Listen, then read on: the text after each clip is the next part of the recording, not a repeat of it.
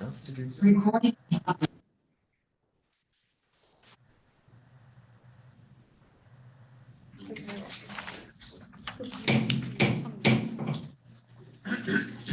Good evening. We'll call to order the meeting of the Sacramento Housing and Redevelopment Commission. It appears that we may have a quorum, so let's go ahead and Madam Clerk, will you please call the roll? Chair Duncan is absent. Vice Chair Ramos. Present. Commissioner Felder. Present. Commissioner Jansen. Here. Commissioner Jefferson. Here. Commissioner Nordstrom. Here. Commissioner Nunley. Here. Commissioner Ross is absent. Commissioner Starks is absent, and Commissioner Wood. Present. And we do have a quorum. Wonderful. We have a quorum, so we'll now move on to reviewing the agenda. Madam Clerk, are there any changes to the agenda? There are not. Great. We will now move on to the public comment section of the agenda. Would you please read the public comment script, Madam Clerk? Persons wishing to address the Commission on subjects not on the agenda but within the jurisdiction of the Commission may do so at this time. The Commission cannot discuss or take action on matters not on the agenda for this meeting. To speak on an agenda item, please fill out a speaker card and give it to the clerk. And we have no speakers. Okay, thank you. All right, so we will now move on to the consent items on the agenda. Madam Clerk, will you please read the consent item wording? All matters listed on consent are to be approved by one motion unless the Commissioner or the public requests a separate action is taken on a specific item. All right, do we have a motion to approve the consent items? Second.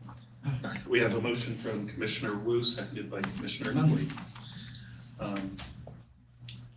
If there are no objections, we will pass the motion to approve the consent items. Are there any objections? Hearing no objections, then the motion passes unanimously. All right, we will now move on to discussion items. So first, we'll start with item 2. Madam Clerk, will you please read the title of item 2? Yes, we have a public hearing for compliance with Assembly Bill 2561, Government Code 3502.3 regarding vacancies and recruitment and retention efforts. All right, and we have a presentation from staff. Yes. Okay. Well, good evening, Vice Chair and members of the Commission. My name is Tracy Knighton. I am the Assistant Director for Administration, and tonight I'll be presenting to you an overview of the agency's recruitment, retention, and vacancy efforts in accordance with Assembly Bill 2561. Tonight we're going to go over the 5 items: the summary of AB 2561, SHRA's vacancy data, agency recruitment process, our barriers to hire, some exit data, and our workforce retention strategy. So what is AB 2561? This is a new California law that takes in effect January 1st, 2025. This law recognizes that high vacancy rates can create serious challenges, including heavier workloads, increased employee burnout, turnover, and reduced overall ineffectiveness. So to address this issue, this law requires agencies like ours to be more transparent each year about our staffing levels, current vacancies, and barriers that we might be facing with filling vacancies. All right, so annual public hearing requirements. So AB 2561 also requires agencies to hold at least one public hearing each fiscal year. At these hearings, we have to report data on vacancies, recruitment, retention efforts, and any hiring challenges that we might have. If the vacancy rate for the bargaining units are over 20% or higher, then we have additional requirements. We have to invite them to the meetings and also provide extra data. We do not have that situation, but if we did.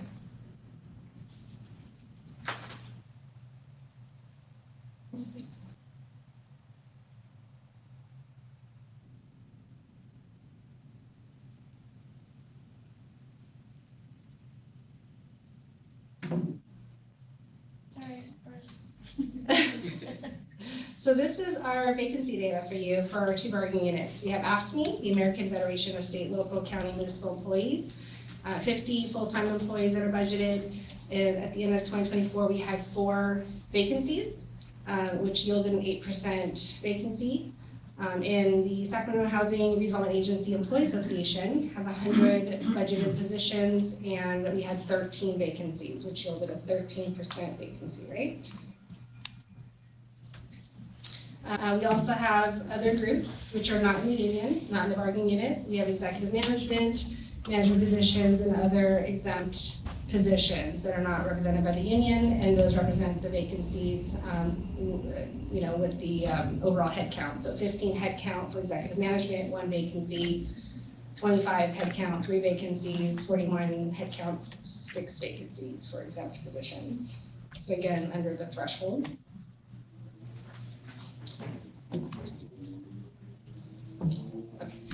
All right, so our recruitment process is pretty robust at SHRA. We do have the steps outlined, the 9 steps in our recruitment process. When we first are notified of a vacancy, the department notifies us that they have a position that they'd like to fill. They route a requisition. Once the requisition's been approved, we created a comprehensive exam plan that's targeted for that recruitment. We post a job. We administer all the examinations. So if there's a written exam, an oral exam, we place candidates on eligible lists. The interviews are selected, are scheduled based on the placement on the list. Once the candidate has been interviewed and certified, we circulate a hire requisition, we make the offer, and then we conduct our references. So that is the recruitment process. Our exit data in 2024. We also review employee exit data to identify patterns and reasons for the turnover. This is really helpful for us because we understand where we can improve, and whether it's a workload balance issue, professional development opportunities, training issues, or just additional leadership support that employees might have. So as you can see from the data here, we had 50 employees who just voluntarily resigned. We had some promotions, which caused some of the vacancies. We didn't have any terminations, and we had 5 retirements. So overall, the rate of retention was about 75%, and that's all inclusive of all the units. All right, so employee engagement is really important at SHRA, and we work really hard to focus on this, to focus on the overall employee experience. We try to work to create a culture where employees do feel valued, supported, and heard. So part of that is our recruitment strategy and the employee engagement. Our strategy is both strategic and inclusive. We expand our outreach, we strengthen our brand, so employee branding is important. We try to build a really strong internal pipeline so that we can promote employees. That's really important to us. We also actively address burnout, ensuring that workloads are sustainable for staff. Employee feedback is also really important. So when employees leave, we do an exit survey for each employee. We try to get that feedback back to the departments very quickly, but we really want to gather feedback about workplace satisfaction, retention risks, why people are leaving, and really overall employee engagement. That's really important to us. They really help shape our organizational plan so that we can make improvements where necessary. And finally, we're proud of several ongoing initiatives that help us retain and engage our workforce. We have robust retention programs, we have recognition programs, we have a flexible work arrangement that really helps with that retention and helps with the burnout of working long hours, and really just have an ongoing investment in professional development and training. So we think that these efforts really do support a healthy workplace culture and strengthen our ability to serve Sacramento community effectively. Do we have any questions? Thank you. Are there any questions or comments from commissioners? I have a couple questions. You had on the management slide where it's executives management and exempt. What would be exempt that's not in addition to management and executives? Yeah, some of our exempt employees, like we have our IT positions that are exempt, but they're not managers. Okay. We have several classifications like that across the agency that are not hourly employees. They work a salary. Oh, so essentially all your salary. Okay, got it. Salary employees. Yeah. And the vacancy trends pretty consistent over the last, notwithstanding the whole COVID anomalies, but over the last 5-10 years? They went up during the pandemic. Naturally, I think the whole entire workforce experience, the workforce just, the great resignation. And then it just transitioned to what's called the quiet quitting, which is where employees started realizing, look, I really want to find something that's really matching my values, what I really want to do. So I think employees took the time during this pandemic period to really evaluate their goals and where they want, and just really looking at the work environment. So we are seeing a downtrend in exits, and that's why I think employee engagement is really important right now. Has the agency seen, along those same lines, what kind of trends in application pools when you do have an offering? Are they going up? They're And going to that up. value added piece, I personally think, I mean, I'm a big public servant kind of guy, and there are plenty of public servant jobs where it's a little, the mission isn't as exciting. Yeah. You've got a great mission cell here. Yeah. So do you see more people applying here with that in mind, or do you see any kind of trends around that? Yeah, I mean, I feel like SHRA always had a really great success with its mission because we do attract people that fall in love with our mission. So we've done a good job over the last, I'd say 2 years at rebranding our recruitment efforts to really showcase. We launched the History of the Agency video project. And so my team worked really hard at that, and that has been really helpful for us to recruit that talent that's just hungry, humble, and smart, as we call them. And so that has really helped bring that talent to SHRA. And where do you typically recruit? Maybe particular websites or how? Yeah. Because one thing that's unique about the agency I've always found is you're kind of standalone, right? You're not a county agency, you're not a city. Yeah, and then we post on our website, we post in government jobs, and then we also do a lot of job fairs. So that has really helped get our name out, is attending those job fairs and doing outreach. And again, we've been working really hard at building our internal talent, because a lot of what we found is it's a little easier to hire entry level and to train up because of the the workload that we do here is so unique to SHRA. So it's really important to train and develop people so that we can promote them up. But we do the typical post on the website. We use many different sources of web postings, very specific to whatever classification. So if it's finance, we're going to look at all the memberships with finance. If it's housing, it's going to be more Venaro, all those specific sites that focus on those types of classifications. But I think a lot of what we do is the outreach. We do a lot of outreach, and we do a lot of, like I said, partnering with job fairs and different types of job fairs. Yeah, just 2 more questions, Mr. Chair. So do you find it when you bring somebody in from the outside, they're able to step in and be successful? In other words, what my question is not so much aimed at their attitude or their general skills, but can they walk in to a agency that specializes in housing and a particular aspect of housing and be successful from a technical and engagement standpoint? Or is that part of the barriers to getting somebody on board? I think that our management team has done a really good job at the standard operating procedures. We've revamped a lot of our SOPs over the last several years, especially over the pandemic period, because we had to do so much virtual training. Yeah.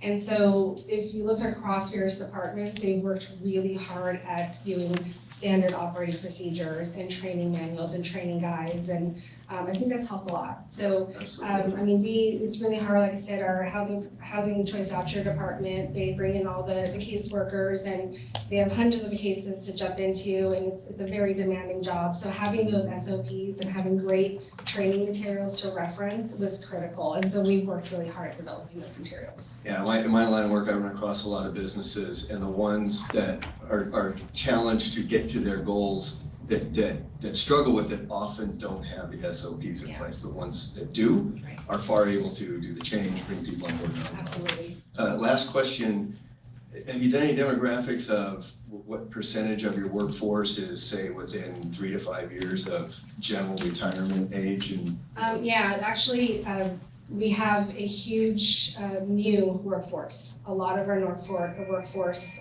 when I first started, I've been here for 19 years. And when I first started, I was on page, I don't know, 20.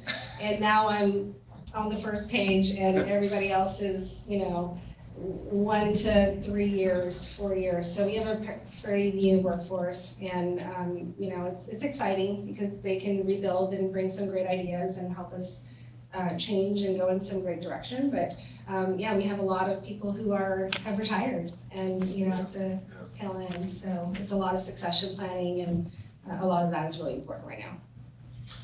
Thank you, Mr. Chair. Thank you, Commissioner Jensen. Commissioner Nunley? Yeah, I just had a couple of things. I noticed, and I was just wondering, again, being from public sector and things, you kind of go, well, is it public sector? No, it's government sector, is it?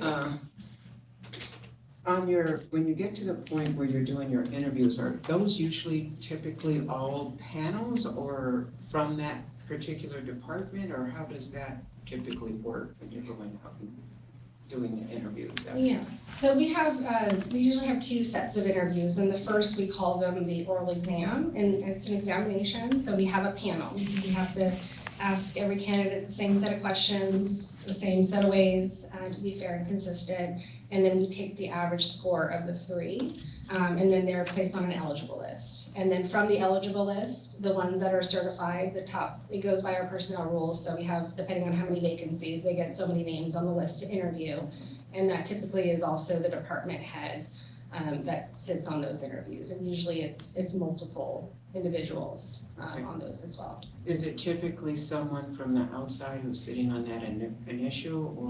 When we were a lot larger and had more resources, we were able to capture more, partnered agencies that would be willing to sit on panels, but we don't have those resources anymore. So we try to pull from, especially when we do an oral exam, we try to pull from different departments so they stay very neutral.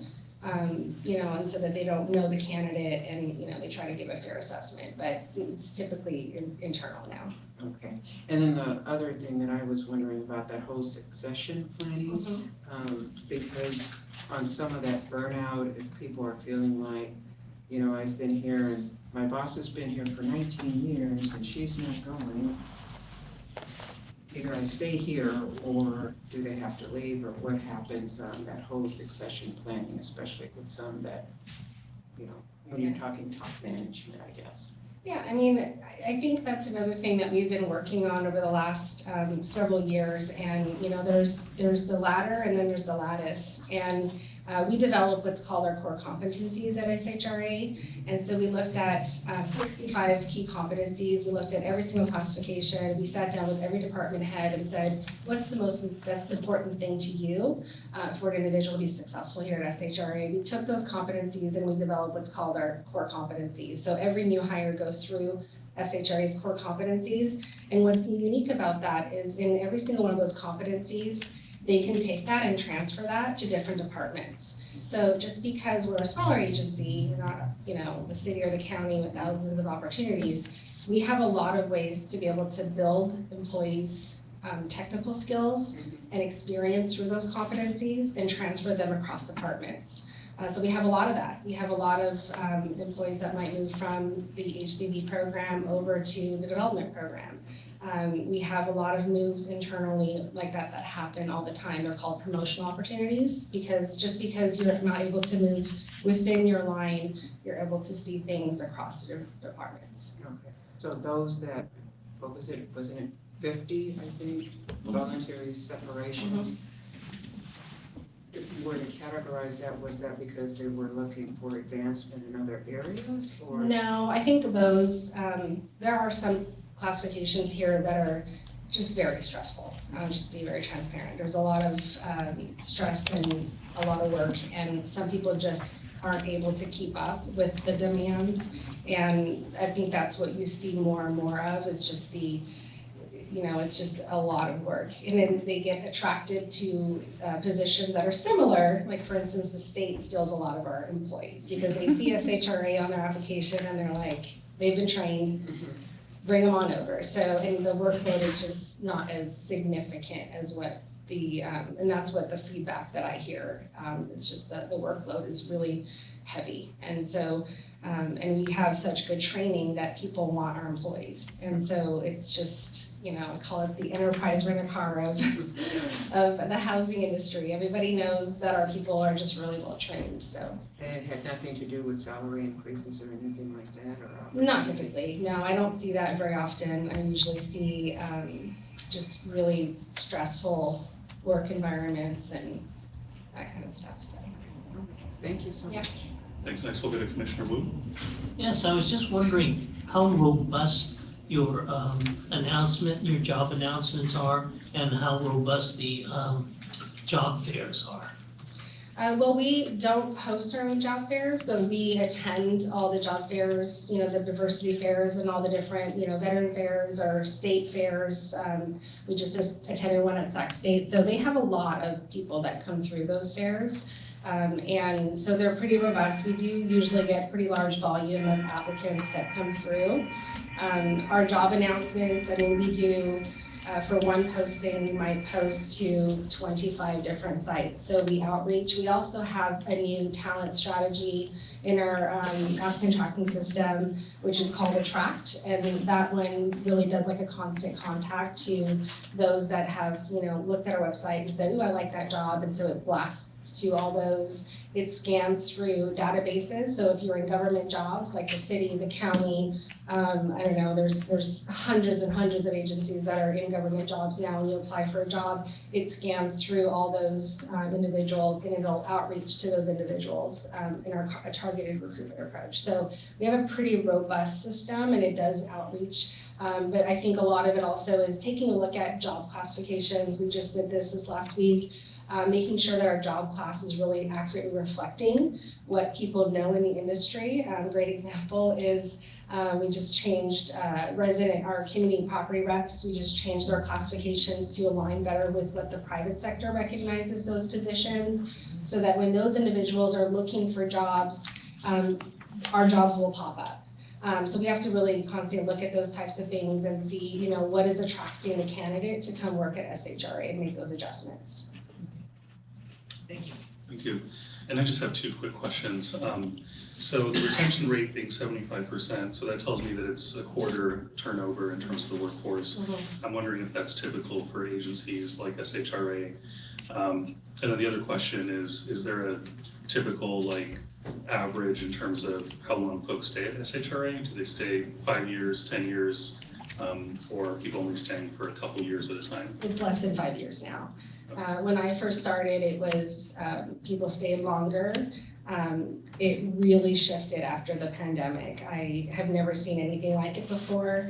It was probably in the under 4% when I first started. Now it's just, and it's across the industry. I've spoke to every housing authority. I'm on every board for HR professionals, and they experience the same type of thing. It's really hard to keep employees now. And so we have to work really hard at employee engagement. That's the efforts. You have to put a lot of investment in training and engagement. And so doing those surveys is really important. Checking the temperature of your employees is really important.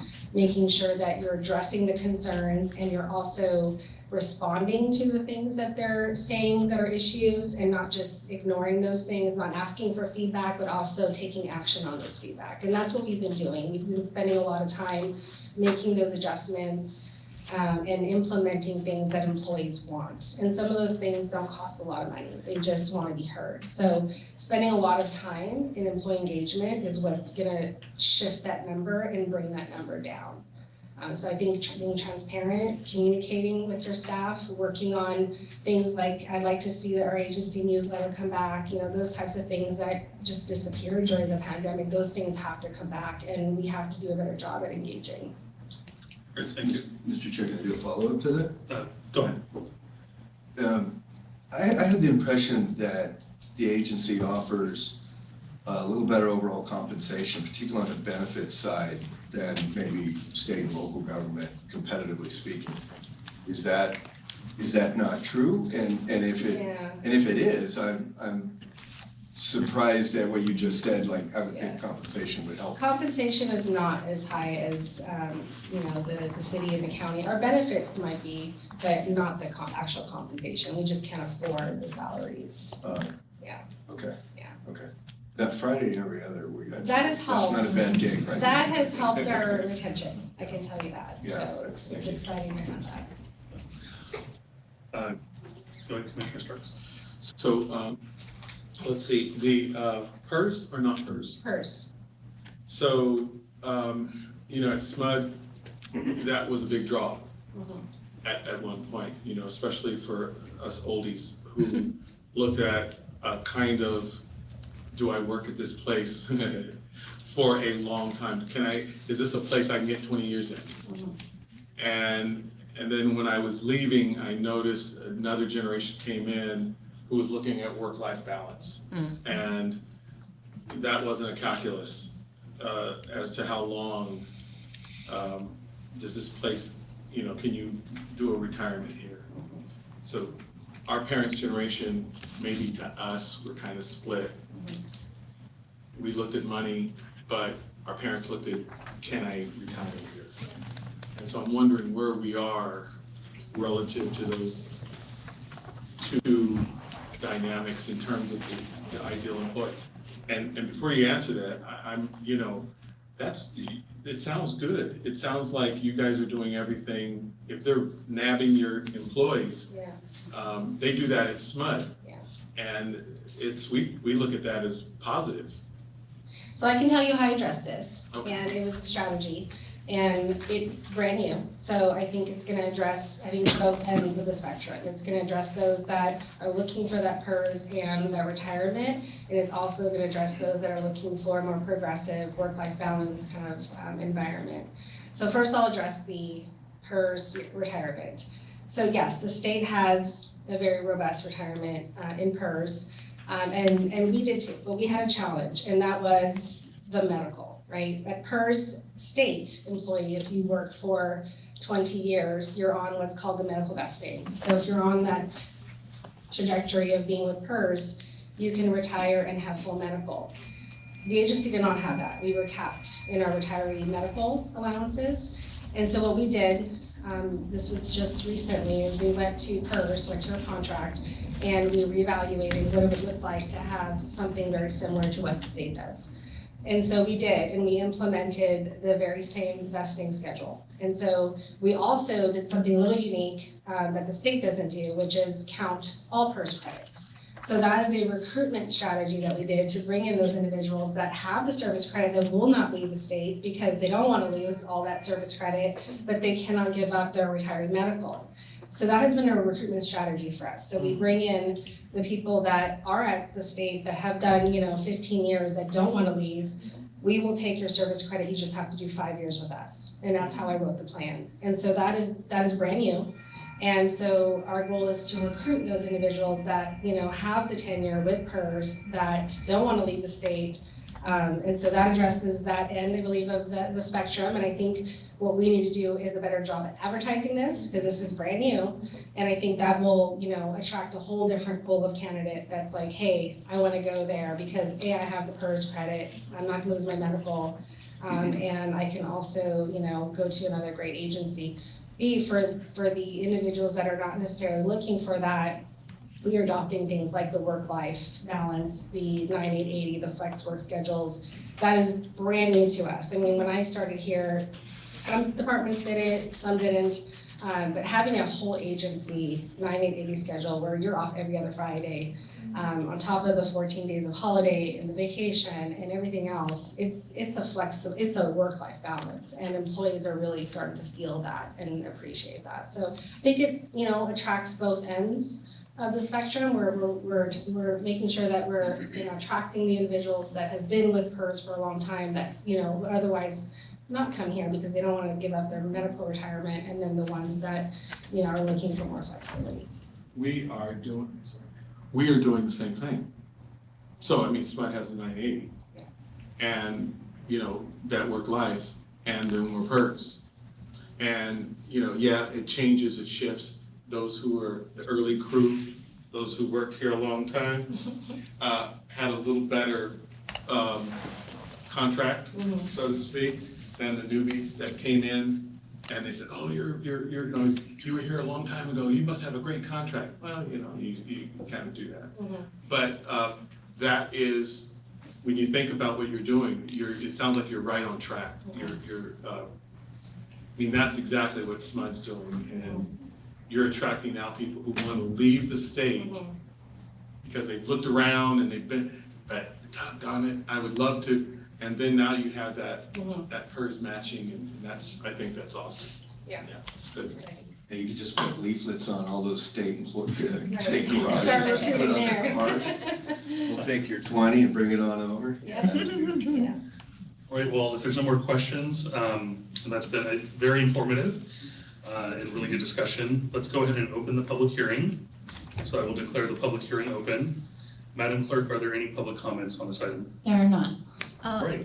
Then if there are none, I will declare the public hearing closed. There's a I'm sorry. there's a slip over Can I there you do fill that? out. Oh, okay, if you'd like to provide public comment, to come on down to, Is it on this issue? oh, yes, No, it's probably not on this issue, I'm not Yeah, an this is a employee. public comment for this issue, so it can only be on this. But fill it out with something. Public comment period, open public comment period already closed, we can't reopen it, so. So how do I do this for the next month?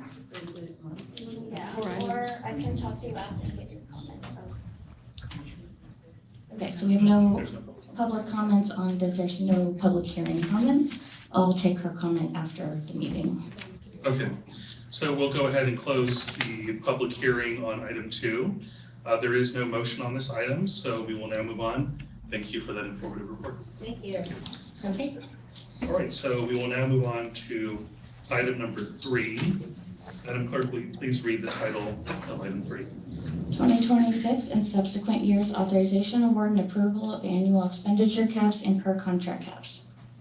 Wonderful, and we will have a presentation from staff. Okay, that would be me again. So the staff report that I am presenting to you tonight is a report that the Procurement Services Department brings forward each year. We're recommending the adoption of the resolution authorizing the executive director or designee to solicit competitive bids and proposals and to award and execute contracts for routine and recurring services for various agency operations. The agency utilizes approximately 75 routine recurring services. Roughly half of them are maintenance services for our properties, landscaping, pest control, plumbing, HVAC repair. Other services used range from licensing agreements for various IT programs and software use, outside legal services, architectural services, and other professional services. The services in attachment 1 of the staff report are those for which the executive director's authorization expires at the end of this year. With your approval, we intend to solicit for most of these services in 2026.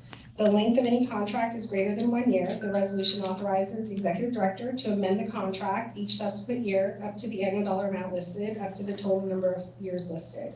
We are allowed to contract for a maximum of 5 years for any specific services at the discretion of the agency. Funds for the above services will be budgeted in the requested department's operating or project budgets. This concludes my report, and I'm available to answer your questions. Thank you. Are there any questions or comments from commissioners? Commissioner Nunley. I think I ask this one each year. I was looking at all of the services, and there's a couple there, plumbing services and I think painting.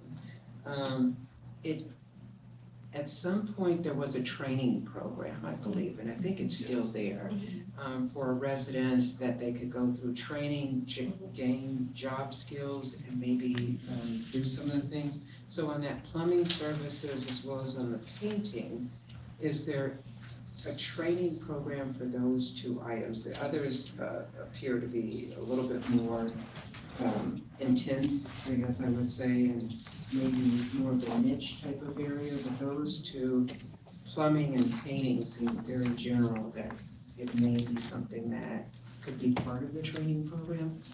Not the plumbing, we do have a maintenance apprentice program that deals with the light unit turns and teaching those maintenance folks those general basic skills. But I believe the services that is requested here is, more in depth than just, plunging a toilet or something like that. So it's just more the robust type services. But the painting, we do still have the crew that is learning the basic skills and that are doing those unit turns. So it still is. It is still going, yes. Okay, all right, that was my only question, thank you. Great, seeing no further questions or comments. Oh, Commissioner Jansen? I do, I asked this last year, I'm surprised this schedule is so large for example, why is there a difference between plumbing after hours versus electrical hours, $50,000? I mean, why not just create a category of, say, $350 and batch everybody under it? Is there, it seems like whoever's doing procurement, has to go back to this chart over and over every time, depending on what they're doing. I'm just a little curious why there's so many different categories versus saying 3 or 4 and just lump everybody under those. And I believe that's for the contracts that we have to solicit for. So, you have very specific contracts for when you're targeting like a plumber versus the general services. Is that what you're referring to? Well, if I understand this, anything that exceeds, if you have a plumbing contract that exceeds the $300,000 category, it would require coming back to us. So I think it's pretty rare that we see any of these contracts, at least in my experience. So if your standard contracting for plumbing is under $300,000 and your standard contracting for electrical is under $350,000, why not just put them both under a category of $350,000? It's not a big deal. I just look at this and I think it seems a little detailed for what it's trying to accomplish. Because if the effect here is to say, we're gonna do about $300,000 of electrical work and we don't wanna have to come back to the commission every time, then lump it under $350,000, who cares? I mean, if our interest is in beyond maintenance, then why would it matter? So I guess that's more of a rhetorical question. Yeah. I'll leave. Thank you, Commissioner Jansen. Seeing no further questions or comments from commissioners, we do have a resolution to consider for adoption. Is there first, excuse me, Madam Clerk, are there any public comments on this item? No, there's not. All right, thank you. Now we'll move on to the resolution. Is there a motion to adopt the resolution? So moved. Second. We have a motion from Commissioner Jansen, and I'll give the second to Commissioner Nutley this time. Public service. And so with that, if there are no objections, we will pass the motion to adopt the resolution. Are there any objections? Hearing none, the motion passes unanimously. Thank you. We'll now move on to presentations, to item 4. Madam Clerk, will you please read the title of item 4? Safety and Security Committee 2 updates. Wonderful. So we'll now turn it over to Commissioner Felter as Chair of the Safety and Security Subcommittee 2 to present the committee report. The committee report is as follows. A crime prevention through environmental design, also known as CEPTED, was completed by the police department a couple of years ago for both Marina Vista and Alder Grove. We also received news that the grant we applied for with our Housing Authority Insurance Group will be awarded to Alder Grove for security cameras and lighting. Currently have 3 cameras with LPRs, which are license plates readers at Alder Grove and entrances and exits. We are looking to add lighting and additional cameras to the other areas of the property, in addition to adding 3 more cameras to Marina Vista entrances and exits with LPRs as well. Marina Vista and Alder Grove also have a security officer patrolling at each of the sites from 6 a.m. to 6 p.m. daily. They also provide 24-hour security services on holidays and other occasions. And we will continue to apply for any grant that will assist with our safety and security efforts at our public housing sites. Wonderful. Thank you, Commissioner Felder. Are there any questions or comments from other commissioners? Yes. So, I'd ask it, I guess, to the committee in general, specifically to Councilman Felder.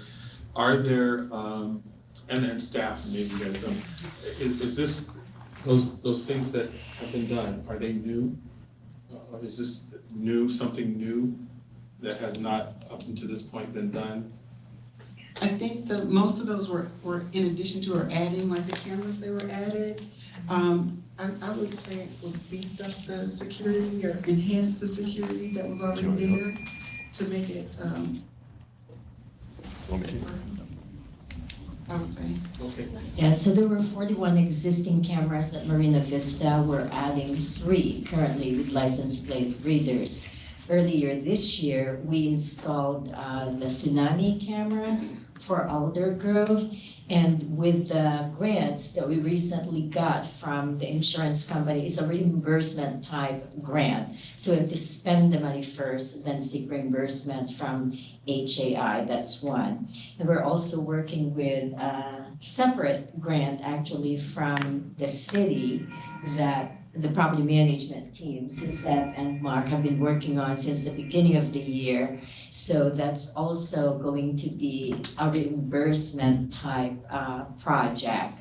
And we have another grant, the Emergency Safety and Security Grant from HUD for $250,000. We're currently spending that for Elder Grove, Marina Vista, and other locations. So some are existing and some are being added to enhance security measures. Are we benchmarking, we put these new, measures in, are we benchmarking, kind of seeing if they're making a difference? Is that Definitely.